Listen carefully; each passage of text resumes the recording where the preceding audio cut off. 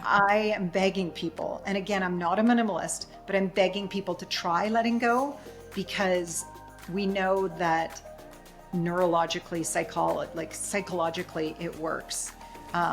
You get what you want, but it's so hard because you fight innately to hang on. And that's true in business or with your physical things. Welcome to the Bold Entrepreneur Podcast. I'm your host, Jen Kinnell, and this is a space where bold moves meet inspired action. Join us as we dive into stories, strategies, and mindset of those who are building their dreams, creating impactful communities, and redefining success on their terms. Whether you're looking for practical business tips, a boost of inspiration, or a community that gets your vision, you are in the right place. Get ready to elevate your journey and embrace what it means to be a bold founder. Let's dive in. Welcome back to the Bold Entrepreneur Podcast. I'm your host, Jen Kinnell, and I am so excited to have you here today because we are diving into a conversation that is going to inspire action, clarity, and probably make you want to start cleaning out your junk drawer that you have been avoiding. All right, so today's guest is the incredible Megan Golightly, founder and CEO of Go Simplified. You might already be following her on Instagram at Go Simplified, where she's built a community of over 600,000 people who are craving more simplicity, more peace, and more intention in their lives. Megan has built an incredible business in Calgary based on helping people declutter and organize their homes, but her approach is anything but surface level. With a background in psychology and a deep passion for neuroscience, Megan has become an authority in understanding how your physical environment is connected to your well-being. So I'm really excited to dive into this with you. Yay, thanks for having me. I am too. I love this. Yeah, I'm so excited. Okay, I always have a list of questions, so we're going to start diving into the questions, and then I'm excited to see where this goes.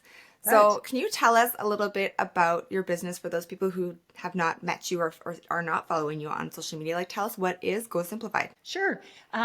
It's funny, Go Simplified. It started as Simplified. I incorporated it as Simplified, but my last name is Golightly. Actually, it's the only thing I kept after my divorce. I kept the last name because it fits with going lightly, which is what I'm really trying to help people do. So we have a team in Calgary that goes to Calgary and surrounding area and helps people declutter. It's really body doubling too. And it's been such a success with the team, and people, sometimes start with their arms crossed, like, good luck, you're never going to get me to get rid of this. And by the end, they're hugging us and crying, and because they feel so good. We all know what it feels like to take that step into the uncomfortable, whether it's breaking up with somebody who's a toxic relationship, or taking that step of letting go mentally or physically, and how it feels on the other side. It feels so good, and it just makes you want to do it more often. But it's so hard to take that step, right? It's so hard to let go. So after that, I started Instagram because I wanted to reach more people. And it's just been so much fun because it's such, I love to give people permission to let go. That's what I love to do. And people don't realize that it is something that you almost have to be taught. You almost have to be trained how to let go. Well, and I think that people hold on to things. I'm definitely guilty of this, where you hold on to things and I'm like, okay, I might need this. Right. And then a year later, you're like, okay, maybe I should throw it out. I haven't touched it in a year, right? And then that just multiplies on all the things that you're holding just in case. Emotionally too, though, right? And I know that, Jen, because we were born hunters and gatherers. We are hardwired to stop on the side of the road and pick up that thing that we're like, that looks perfectly fine. Is it garbage? I might need it. It's free, right? Or the hotel shampoos or whatever we take. The stories are very relatable and very generic. We all do it because our brains are hardwired to want to grab things. We're hunters and gatherers. And then layer on the fact that we heard our parents for the whole times we were raised saying Jen, you might fit into those pants. You better keep them, even though you hate them. Or Jen, you better keep that because I paid good money for that. Or Jen, you better keep that because your Nana gave that to you because she gave it to me and I gave it to whatever. It goes down the line. And then you think that you're not a good member of the family if you don't keep that tradition or keep that thing. So we've been hardwired and then cognitively trained to hang on to things. So I love to share the tips and tricks to share with people that you can break free of that and you're not obligated to keep in those cycles, right? I'm not Yeah. a minimalist, but I do not want to keep things out of fear, guilt, and shame. That's for sure. It's amazing you say that because there's definitely things that like I'm holding on to that I don't ever use, but they're like my grandma's, right? But so I don't want to get rid of them. But like they're just jewelry we picked up from her jewelry box and it just sits there and I'm like it's my memory of her, but it's not being used at all. Right. But it could be used if you put it in if it was pretty enough and you just took your one favorite piece and put it in a shadow box, Yeah. or took a picture of it and had it in your phone, or even took a picture of it and had it somewhere in your day timer if it's that important. But we need to work to pick that one thing and then just move forward with that one thing, not the collection of things, right? Yeah. Yeah. Makes total sense. Okay, so I want to talk a little bit about the social media aspect because you are killing it on social media, and I like how you I like how your original strategy was to get on social media to grow your business, but how you did it, I find is very different than what people that I've talked to mostly have done. So can you share how you've like built how you started on social media? Let's start there. Sure. I was working in one of my many lives in a business, and it was all about appearance, right? It was all about, I don't want to say making the product first, but it was like making the product perfect and making it seem like a big deal before there were buyers. And that always stuck with me, that I thought I need the buyers first, right? Like I knew what my page was going to be about, but there was no sense pouring in all the time into what my page is about and micromanaging what that was if I had nobody that cared. So I wanted to go after the followers first. And I knew that if I attached myself to people who had more followers than me, then they would come. So my first guerrilla marketing was just to go after realtors, because realtors were the secret weapon for realtors. Like we go in and make houses look great, and then the realtors can sell their houses. It's a perfect fit. And realtors aren't organizational counselors, right? They don't have the practice. They're realtors. Much as I don't want to be a realtor, I wouldn't want them to be decluttering coaches. So I just DM'd, I think 2,500, maybe 5,000 realtors, DM, change the name, DM, same message, and just said, I think we can help each other. I think we can work together. This is my page, and I had maybe 500 followers, and then 500 became 750, and then it became 1,200. And so I started with that realtor base, enough of a base that I could go to someone who had 500,000 followers and say, I've got a great team. We can organize in your house. It'll give you the awesome gift of organization. Who doesn't want that as their love language? Yeah.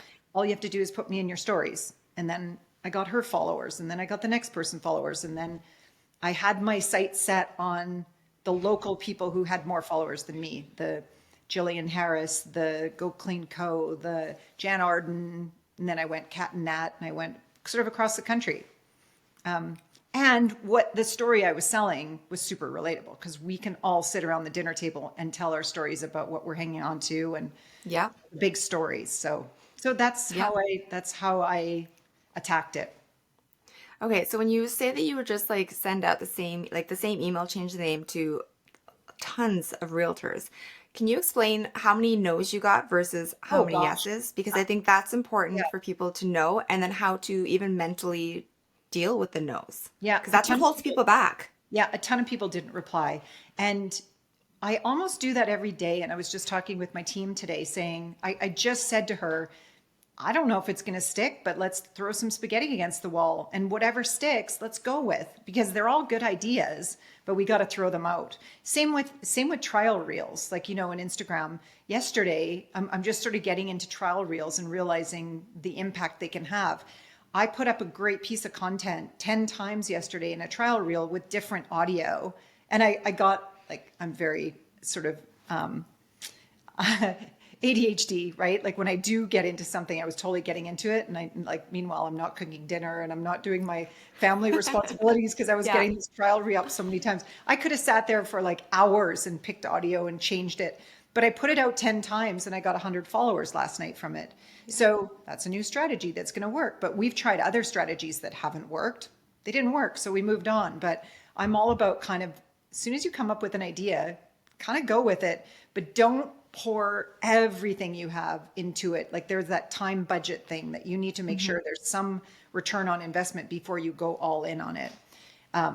Does that answer? So I got a lot of no's. Go Clean Co said to me no 3 times before I just kept going at her because she needed us. She was unpacking her house. She was overwhelmed.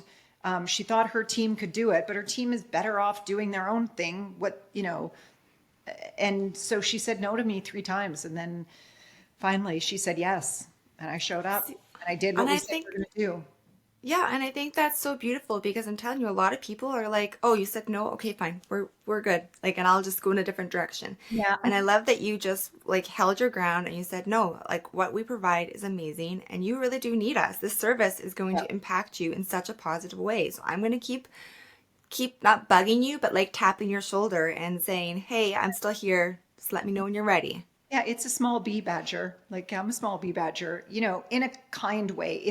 If you're passionate about it and you know that it's going to help someone, there's a no that means a no, and there's a no that means maybe. I don't know. I always see a no as a yes. Like it's kind of bad, but like I just keep trying in a different way, Yeah. right?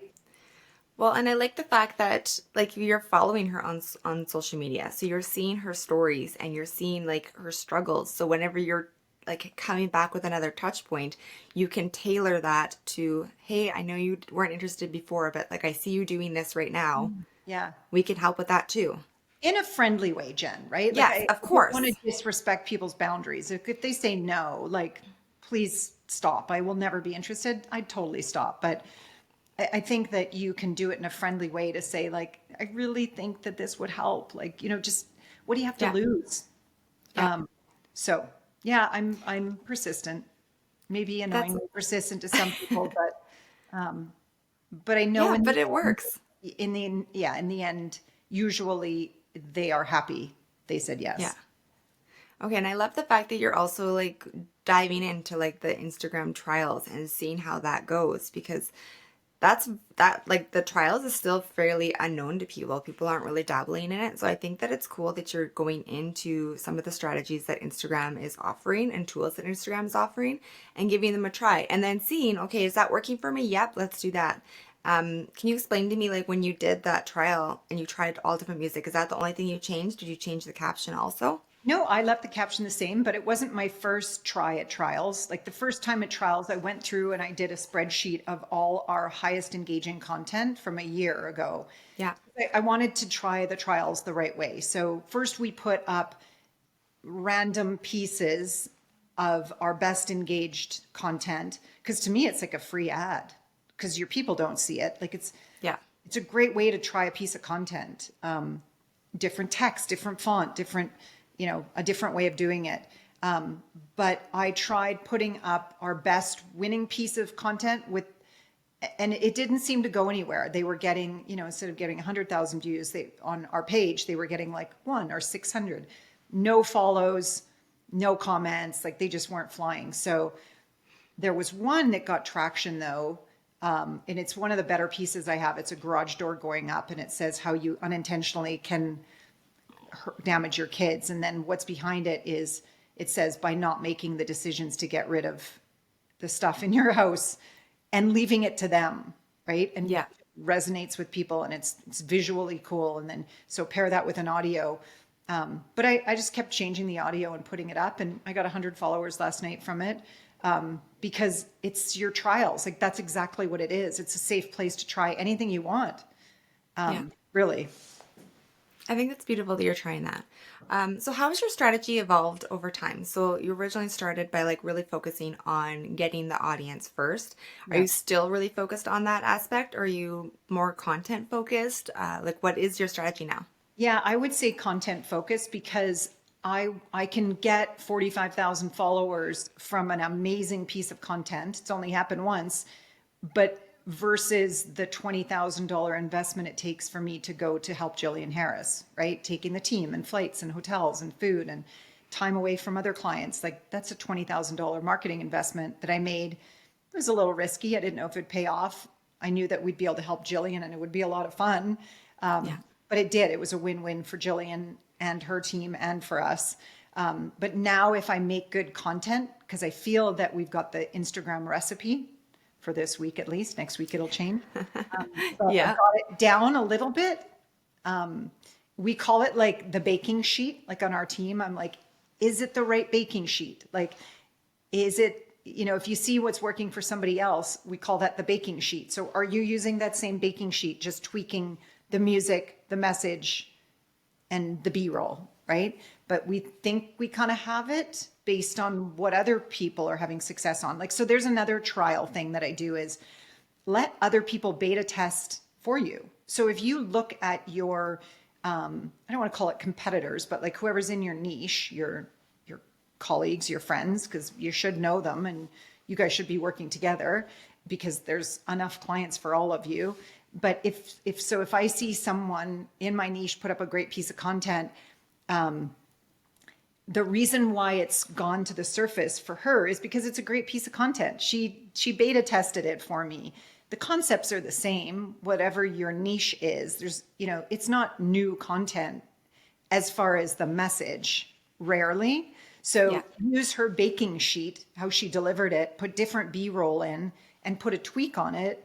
But she's done the beta testing to know that that's what's risen to the surface for her. So then we'll rework that half the time it's just our original idea because it comes to us when we're excited. But for somebody who feels like they can't make content, just go look at, I don't care if it's, I use psychologist content, motivational speakers content. It doesn't matter. The trends are there and we're not stealing them from each other. We're just borrowing the baking sheet kind of. Yeah. But that's another way to experiment too, is like, you don't have to reinvent the wheel every time. Your audience's pain points and you know what they need. So just layer those into the baking sheet, so to speak. Yeah. And no, I think that's a great way to say it. Like this is your baking sheet. Follow the recipe that they've already Yeah. provided with you. You're Or that seeing this. they beta tested it. It worked. Yeah. So And you're not copying it all because unless you like actually took it and did it exactly word yeah, for word, you yeah, need to adjust it to what your audience likes, what they respond to, your own market and yeah, business so that it makes sense. And like it be you on there on the camera, likely yeah. if it's like And person. carousels may work for other people. They don't really work for us yet. So we flip a lot of carousel content that's being beta tested into reels. Yeah, it's so much fun when you get. So what I was saying, back to one thing that you said though, because I think this is something that I feel is important to keep going. Whether you have 300 followers, 600,000 followers, or 2.5 million followers, the work you do when you have 300 followers is the same amount of work often as when you have 2 million. Now I'm not there yet, but to me, that's the part that's hard because you don't have the money coming in yet to be able to get help. And Yeah. and so I always really respect anybody who has a platform that has exceeded a certain amount because I know they've put in that hard work and you can't hire people out to help you in the beginning necessarily because you don't even know, well, you can't afford to pay them, right? Your buyback rate isn't there. You can't afford to pay them, but you also have to test it yourself.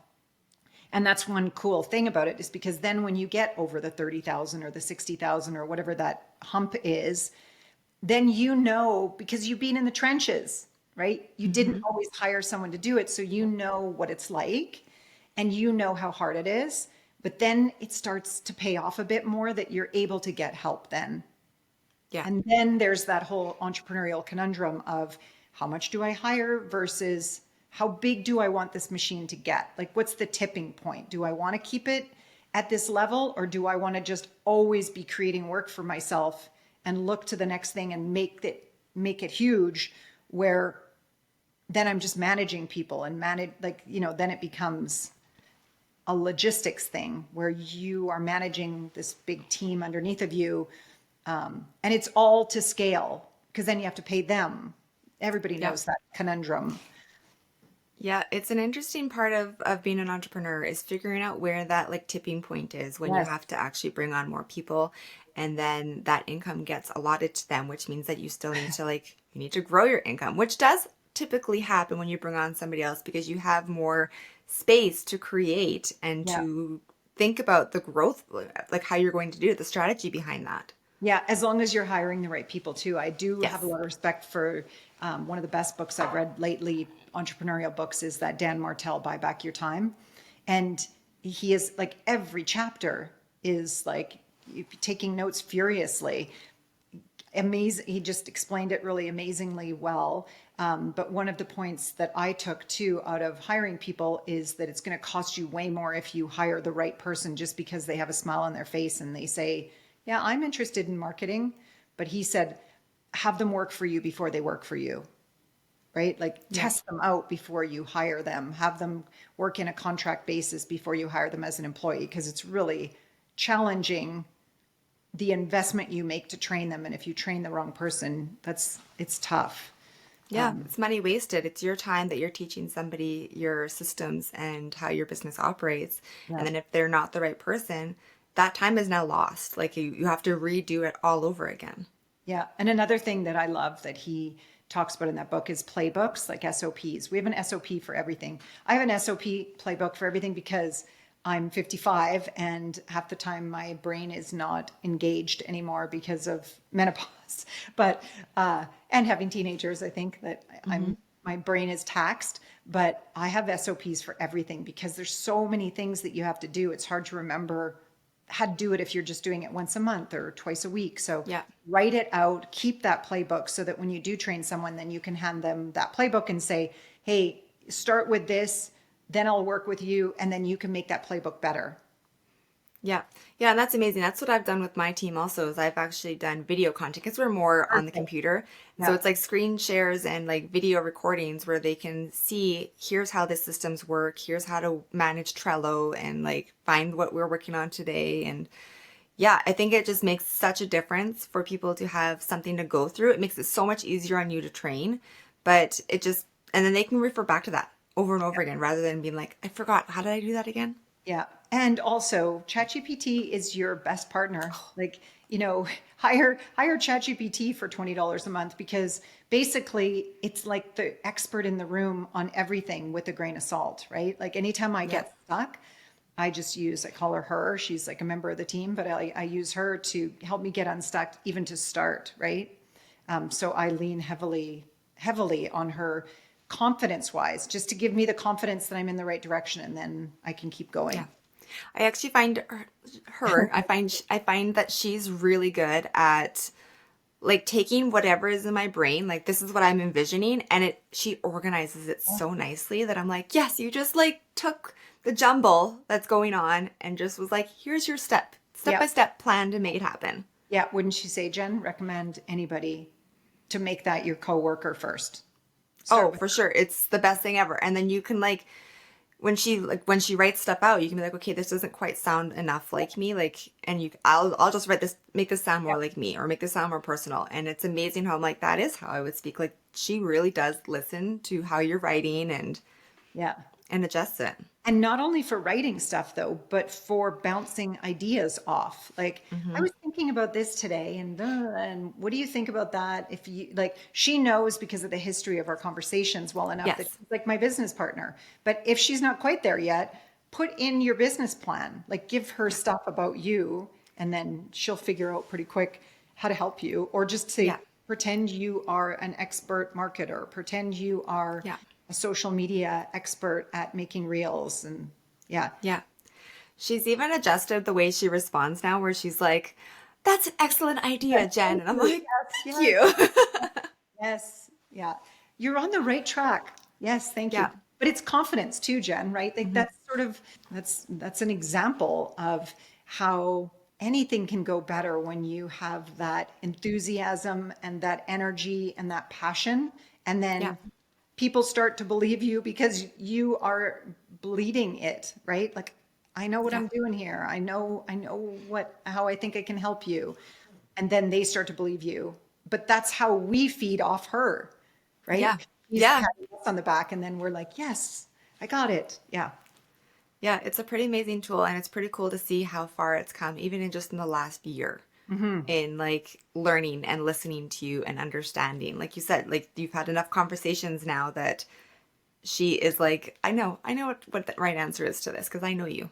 Yeah. And fear, if you're afraid of her, I don't know. I think then that's a bit of an excuse. Then you're going to be afraid. There's always going to be something you're afraid of. So dabble in it. If it isn't for you, if you write better, more eloquently, go ahead. But I mean, I lean pretty heavily. I don't think she's spying on me in the big picture. And even if she is, I'm living my best life. I'm doing what I want to do. If she wants Yeah. to be an organizer and steal my information, she can go ahead. But I'm doing what I want to be doing. She Yeah. can co-do it. There's room for a lot of us, but I'm not paranoid about, I mean, I don't put super financial information out there, but I do, I do lean on her as a mathematician with some things, right? Yeah. Analyzing ratios or stats or engagement rates or whatever it is. Yeah. Well, and the interesting thing too is that like even if you were to put like your whole business and everything into her, there's so much knowledge on the internet There. and she Yeah. like nobody can duplicate you. They Yeah. just can't. Yeah. They can't duplicate you personally. They can't duplicate the way you interact with your community, with your people, your clients. They just can't duplicate it no matter what. Yeah. People are gonna work with who they feel the most comfortable with. It's not so much the same business plan is not going to be competitive. It's the person behind the business. Yeah, but Jen, even this morning, like I think people don't really realize that yes, she writes things for you in a different way, whether you need an email rewritten or a text. But she also, like this morning, I got a DM from one of my people in my community, and she said something about the mail and that so much mail that she gets in and then it becomes clutter, and she was down on, she's like, I hate myself for all of the mail that I let into my house or something. And so I was bouncing back to her talking about it, and then I thought, I'm still going to do it today. I'm going to put it in ChatGPT. I want to create some stories around the fact that we often Mm-hmm. let things into our house, because I said to her, set the boundary then. Don't let that company's email into your life so that you have to deal with the paperwork of it. And then you're working for that company now. Yeah. Like you're losing your time by dealing with that mail, and that's your time. So I was thinking, I want to create a story on that. So I'm going to just have a little conversation with ChatGPT later of like, create 3 slides. Just, I know the idea. I just help with, and then I'll often change the words, but she'll just Yeah. help lay that out in a way that I'm like, yeah, that's a good idea. I'm going to take that and change this. And yeah. Yeah, So I love that are talking about this yeah, if you're because feeling I do. stuck, lean in on it. Yeah, I think it's great that we have that as a resource because like she does know a lot about who you are and like how your business runs. And so when you ask those questions, she can really help you give like an answer as to how you could potentially post that on stories. And like you said, you don't need to copy it word for word. You No. can adjust it to fit what you want to talk about. And there's lots of times where she'll write something and I'll be like, let's take that out. Let's add this in Yeah. instead. Yeah. Like she's just amazing. Yeah, it's the second, and we'll get off ChatGPT and talk to something else, Yes. but like our team talks about it all the time. It's not the first prompt. It is the first prompt. You have to prompt her right, but it's the second prompt when the Yeah. magic works. That's totally, and she always Yeah. needs the second prompt. Yeah, I agree. And I like how even now she's also been like, well, okay, so here's what we could do. Now, would you like me to help you with the caption? Or now, would you like me to help you with like the next step? Would you like me to help you create an email for this? Like, she prompts you now too to think about the next step. Yeah. Yeah. Yeah, So, very cool. yeah. Okay, another thing you talked about was how carousels don't work as well for you. And I think this is very, very interesting because I've been really talking more about how everybody's social media is different. Like you cannot just say this expert says I need to post 2 reels a day and that's Mhm. it. And then this expert says carousels are working, so I got to just post carousels. I love the fact that you had said those aren't working that well for us, so they're not like our main strategy. But I think it's good to try it. And Yeah. so the reason I bring this up is because I just want to really like emphasize the fact that you need to really look at your own social media and your analytics and see what people are engaging with and enjoying and then create more of that. And it doesn't mean that those experts are wrong, but it just means that every business needs to be customized. So Yeah. how are you looking at your analytics and really deciding what kind of content you're going to create? So we do stick to, there's a woman named Shannon McKinstry that I really like listening to. Her podcast is just short little sound bites of 10 minutes. Her Instagram's great for tips. So I rely on Shannon. But we also I have a spreadsheet.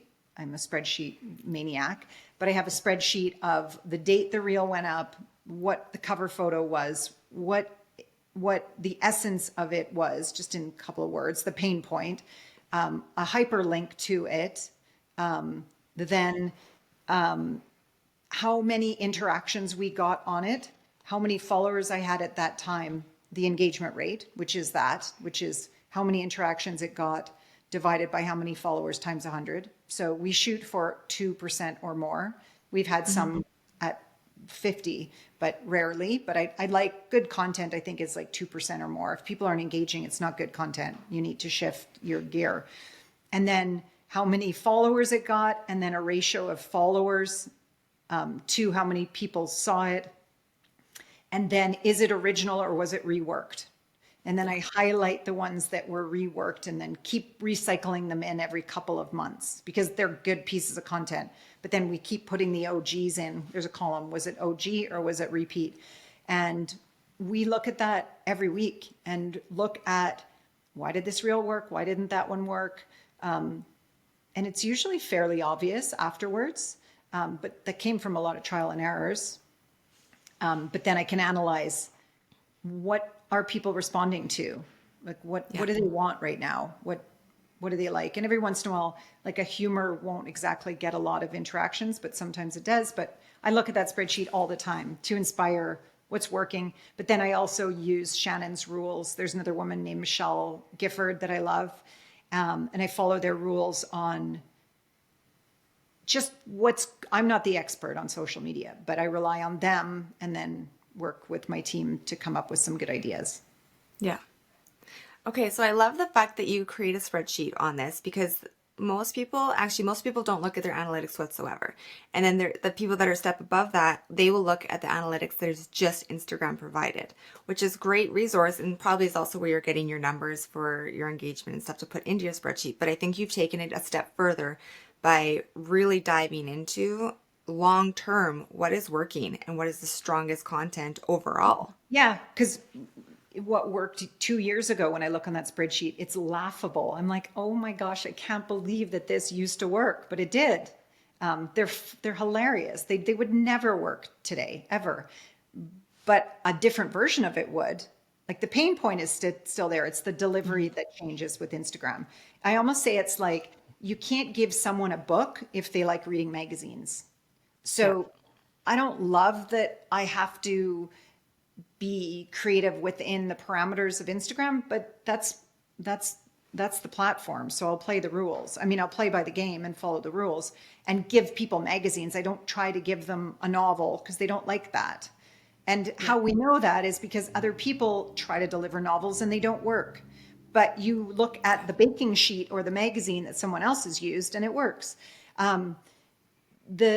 There was something else about the analytics that I was thinking too. I'm insatiably curious too, right? Even though I think that I'm using the right stats, I just left Shannon a voice message saying, in your opinion, this is the way we're doing it. Is this what you would say? Like, is this the best way to analyze or am I missing something?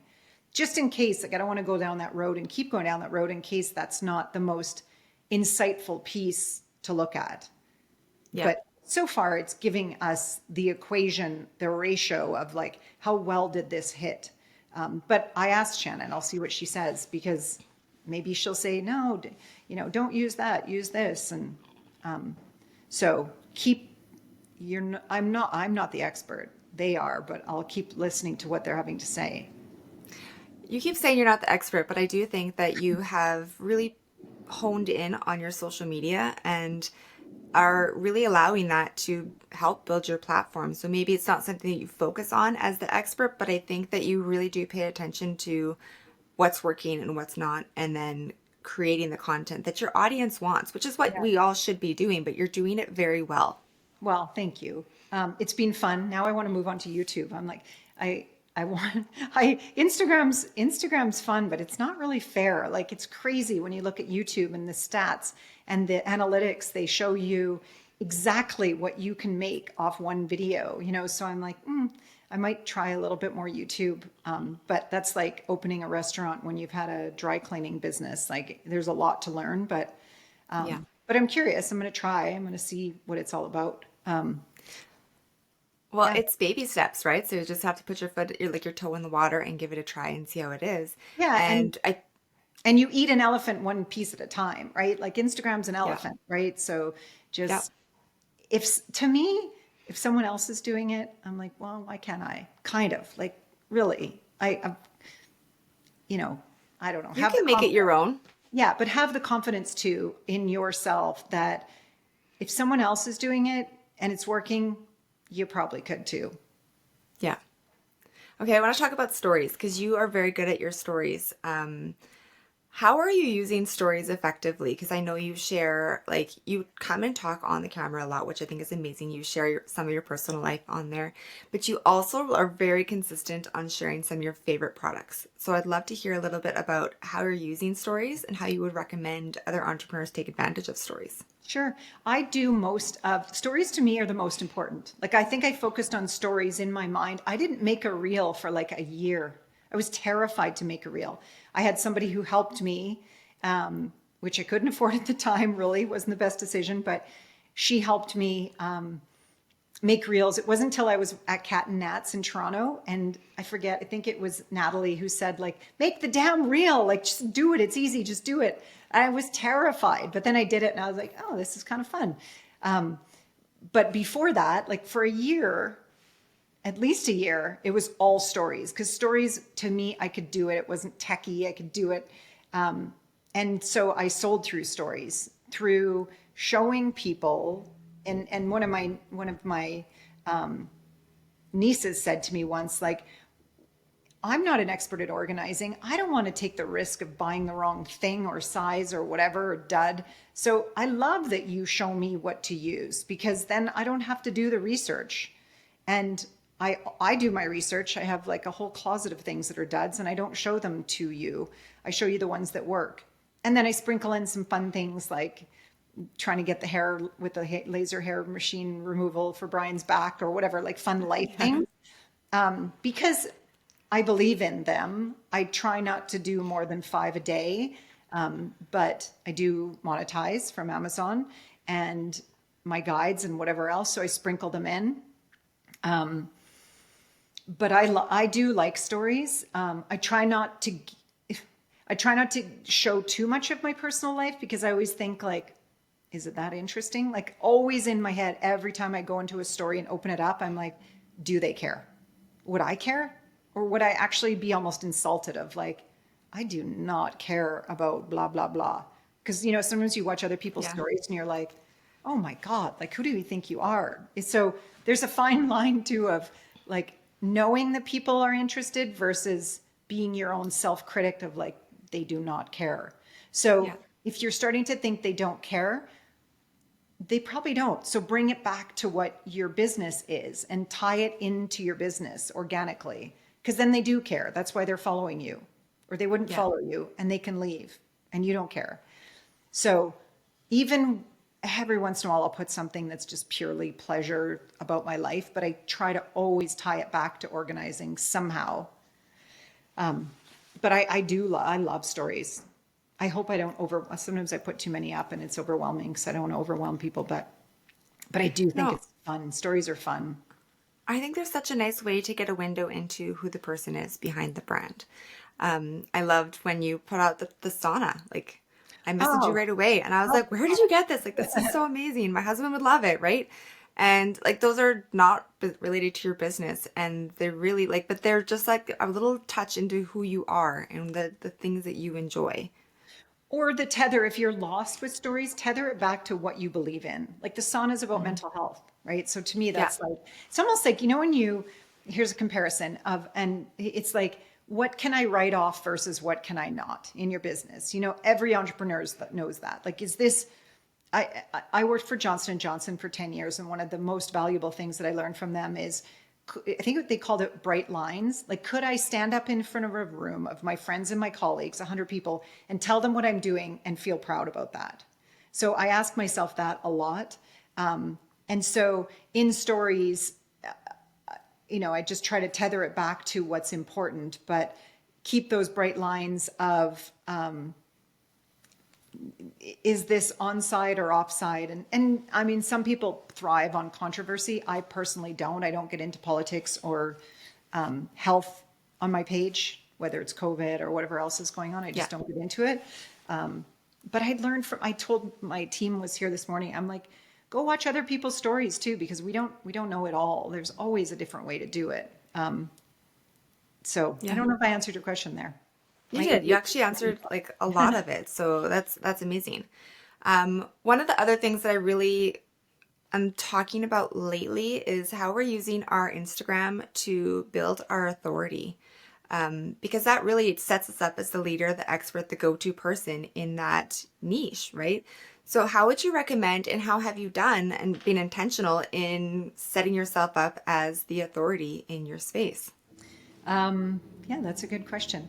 I always hear my niece's voice saying, I would go to you if I needed to find something to organize, right? And I kind of always hear that voice to give me the confidence to keep saying, go forward with what you believe is best. And they can choose whether they take it or not. But that's what they're there for, is to get a recommendation. So give them what they want with confidence. Because you are good at what you do, and everyone's an expert in something. Whenever I'm meeting someone too, or talking to someone in DMs, I'm always curious what they do, because it's like, I could learn from you. I'm sure, like, I am not an accountant. I am not, like, there's so many things I'm not that they are. I'm always so curious of, like, what could I learn from you? Because I'm sure there's something I could learn from you. But just keep going forward with the fact that you are the expert in that field, and that's why they're following you. Otherwise, they hit the unfollow, and they can unfollow. Yeah. Yeah, I love interacting with people. Just keep the question boxes, keeps checking in why they're there. Keep your front and center. Keep your your index card always. It's on my desk of, like, what are my people's pain points and why do they follow me? What do they want? Like, and make a Google, that's what we did. Make a link to a Google Doc where they take a survey, give them a gift certificate or a coffee for answering, pick one winner, but find out why they follow you and what they want from you. And you might be surprised. You might be surprised. My most popular stories, actually, and this always, like, every week we have the same spreadsheet analytics of, like, just every analytic we could look at. And one of them is stories, highs and lows. Like, what was our highest story day? What was our lowest story day? And what was our highest clicked or responded to story? It's always life. It's always Brian's back surgery, my dad, the dog, me falling down and breaking my nose. Like, it's always something that isn't about organizing. So I have to remember that too, that people care about me and it's not always about organizing. So I'd be negligent if I didn't share a bit more of my life, because that's what they want, my friends that are there. So Isn't that funny how you wouldn't think that they come to you originally because they want to learn about decluttering and they want to see, like, the tools or the products that you're using that have helped you do this, but then they stay because they fall in love with who you are and they want to know more about what's going on in your life. Like, that's relatable content for them. yeah, that's a journey, right? And I think that's interesting how Instagram and everything, if you're putting up Canva slides, like, I think you're dead in the water, because people want you delivering that Canva slide. They want to see your face. They don't want to just see a Canva slide, because anybody can give that to them. ChatGPT, our friend, can. So talk that slide. And even if you have to use a teleprompter, fake it till you make it. When I look back at my first stories, and still I look back at some of my stories, I don't look too hard, because then I am my worst self-critic, but look back and you'll see that you've come a long way too. Like, when I look back at my first reels, I'm like, what the heck? I sure didn't get it. And I'm so passionate. I wish I could start instantly. I don't have the time and the resources, but I take a screenshot of every organizer here's an example of throwing spaghetti at the wall. I take a screenshot of every organizer who shares my content and I put it into a spreadsheet. Someday I will reach out to those people and I will say, are you interested in my help to try to grow your Instagram? Because I did it in your niche and so can you. I really believe you can. I feel like I've got some secret recipes to do that. I really do. I'm passionate about that too. So if they said no, I'd be like, are you sure? Because I did it. I know you can. Because I see a lot of people doing the same content that is not working. Like it's not working. Look back. If you have consistently 500 views, 600 views, engagement, look back. There's going to be one that's going to have 14,000. Like there's going to be one that got double. So lean into that one. Like whatever you did there, do it again. Keep doing it. Yeah. But that's another spaghetti thing is like, I want to do that so badly. Help those people if they want help, to say like, you can have a pretty good business doing this, but your content right now is not the baking sheet that they want. You're giving them a book and they want a magazine. Because Instagram has trained people to expect a certain thing. So if you go in expecting that your content's going to blow their mind the way you're delivering it, if it's not, I don't know how to say it, if it's not within the realm of what they are seeing with other people on Instagram, then you're not, you're using tinfoil and you should be using a baking sheet. So does that make sense? Yeah, it makes complete sense. And really, like, it's the way you're delivering it too, right? They have that, if you don't hook them in the first 3 seconds, they are going to move off. Like that is very legit, that thought process, because people move so quickly through things now. They need to you need to really pull them in. Well, and if you're not doing that. Yeah. If you're on Instagram and if that's your platform of choice, then you kind of have to play by their rules. And that's dictated by the masses who are on there. Yeah. And if the masses start to change, then Instagram changes and that's fine. Then we change. But it's like having your people, if you have a retail store and if you're like, no, you actually have to parachute into the store versus opening the front door. And you keep saying, nope, you got to parachute through the roof. No, because 99% of stores have a front door. So you'd be a fool to keep asking them to come in that way. Unfortunately, Instagram dictates that and you have to use a front door, right? Yeah. And yeah, exactly. I suppose if the biggest accounts kept saying, no, use a parachute, then it would change, but you don't have that power yet. Okay, let's shift a little bit away from Instagram because that was a lot of Instagram talk. And I think that there's probably so much more we can even dive. Yeah. But I want to talk a little bit about the psychology behind letting go and why this has been such a important thing for you. Well, if you look at any like positive thinking book, I was raised with all of those books from my parents. The common theme, and we know this in life, of letting go, like there's so many cliche quotes of letting go, right? Letting go of a bad relationship, letting go of, fear, letting go of anything. It's the same as letting go of your things. If you let go, and only when you let go do you know what's on the other side. It's like that oxymoron of you don't know until you know, but the only way to know is when you try. So I am begging people, and again, I'm not a minimalist, but I'm begging people to try letting go because we know that neurologically, psychologically, it works. You get what you want, but it's so hard because you fight innately to hang on. And that's true in business or with your physical things. You can translate that to anything. It's almost like when I hired Selena Gray to come and help me because I was feeling like drowning in my business when everything came so quickly. I called on an expert, just like experts call on us. I couldn't do it myself. I had to call on her. What she did is she ripped apart my business and stripped it down to make it into categories of things so I could dissect it. That's what we do with someone's junk drawer. We rip apart the junk drawer and we say pens, paper, keys, receipts, so that you can look at it with bite-sized chunks. And each time we do that, where Selena did it with my business, I do it with clients, they let go. You release, you let go, you surrender, and then your prefrontal cortex becomes clearer and you can actually do what you're trying to do. So letting go to me is like the universal gift of getting what you want, right? Yeah. I could go on and on about it. It's even a meditation practice that I do daily.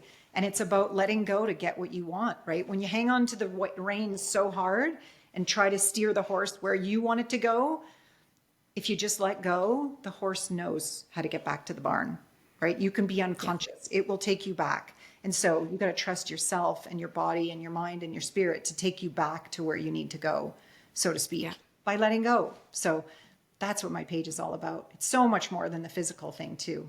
Well, it's amazing when you do decide to let go, what things come your way, right? Like you've opened yourself up to not being so tight and you're like, okay, we're letting the universe like guide things to you. Yeah, it's so hard. It's the same with relationships, right? People are on dating apps of like, I'm trying so hard. It's like there's something about surrendering. As soon as you Yes. surrender, then everything you want is right on the other side, right? Yeah, So, exactly. yeah. Okay, so you've created something really special for your community. It is the Room Refresh 12-month printables. Can you tell Mm, us more about them and how it supports your community and simplifying their homes month by month?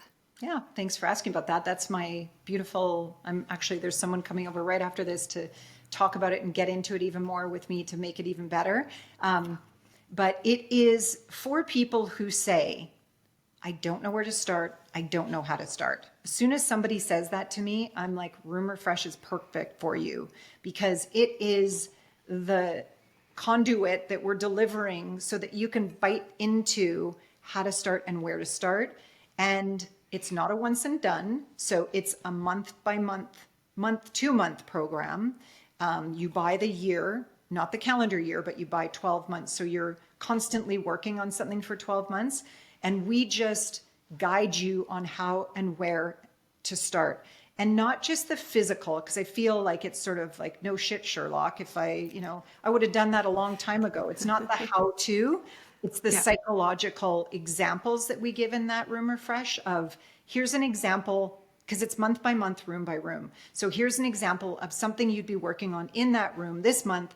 And here's 8 ways that you will defend on why to keep this thing in that room. And here's 8 ways that I have talked to clients using my words on how not to fight against yourself, like how to let go. Because you're going to Yeah. fight against yourself. You're your worst enemy with those objections that you're going to come up with why to keep it. So that's the program. It's wildly successful. And it's because you're committed and you're in it for 12 months. And then at the end of it, you've made progress in your house. Your house isn't perfect, but it's better than it was. That's for sure. Well, and then it's because it's bite-sized pieces, it doesn't feel like it's overwhelming. And then you, like, let's say you get the first room done, and then you can sit there and like marvel at what you've done. So Yeah. every month you're getting this like little bit of celebration Yeah. that you've accomplished this, but also you get to enjoy that space now that it is not Yeah. as full as it was before. And your brain loves that, right? You get that reward, the dopamine against the adrenaline, right? Anxiety is adrenaline, and then your dopamine pushes down, and then you stay on the ladder, and you do the next room. Yeah. But letting go is a part of that because you don't know how to let go if no one's taught you. So I teach you and give you examples and give you a guideline to follow so that you can move through it if you are serious and you get out of your own way. And at the end of it, you've got what you wanted. I love that you've also tied the thought of letting go in with decluttering because it really is, like you said, people aren't taught that. And we are, like you said, also we're gatherers. We want to keep everything. And so it's just very interesting to bring that psychology into it because it is letting go. You It has don't to need to be in keep there, these Jen. things around. Yeah, it has to be in there. I'd be a disservice if I just gave you the steps because you'd be like, I know the steps. I can't do them though. Yeah. Right. So Yeah. it's not about organizing, it's about decluttering. Yeah. All right. So I always ask this question at the very end, and I'd love for you to let our audience know what is one piece of advice that you would love them to take away from today's podcast. Let go.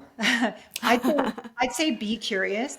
Keep being curious because you don't have all the answers and someone else can really help you to grow. So keep being curious, I would say. Well, thank you so much for being here. I absolutely loved having you and having this conversation because I think we talked about multiple areas of business, not only social media, but we dove into your business, into the thought process behind letting go and how that helps in terms of decluttering, but also how that helps in terms of just our life and allowing the universe to like bring things into us. Yeah. So I just think this was such a great conversation and I love how you've built your business. I love the grit that and like the tenacity that you have and I think this has been incredible. So I really appreciate you coming on.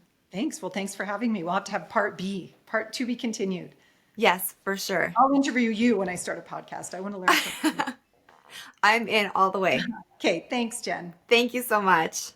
All right, that conversation was so good. And I loved how we got to dive into her business, but also into so much social media. So, my key takeaways for this episode was how she started off with guerrilla marketing. I think it's just so incredible that she thought, you know what, I'm going to go and try and get as many people to see me, like build my audience first. That was her number one strategy.